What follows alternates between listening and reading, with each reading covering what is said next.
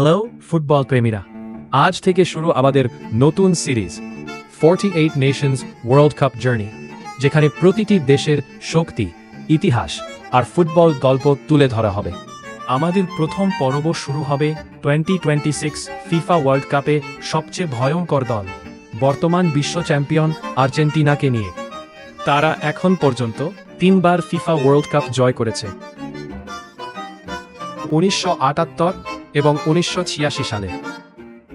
আর 2022 সালে তারা আবারও বিশ্ব চ্যাম্পিয়ন হয়ে ফুটবল বিশ্বের শীর্ষে ফিরে আসে।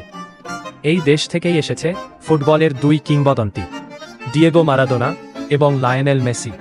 আর এবারের বিশ্বকাপে আর্জেন্টিনা তাদের যাত্রা শুরু করবে 16 জুন আলজেরিয়ার বিপক্ষে ম্যাচ দিয়ে।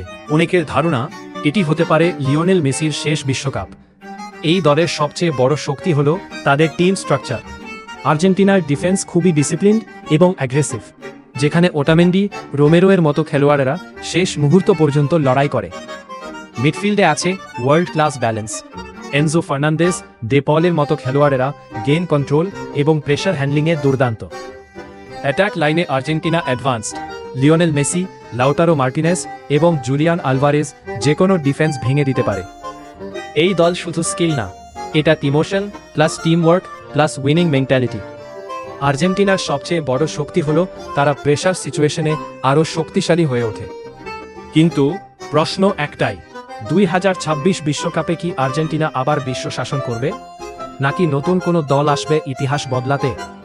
এটাই ছিল আমাদের সিরিজের প্রথম পর্ব, আর্জেন্টিনা। পরের পর্বে থাকছে ফ্রান্স। ভিডিও ভালো লাগলে লাইক দিন, চ্যানেল সাবস্ক্রাইব করুন আর কমেন্টে জানান আপনার ফেভারিট দল কোনটা।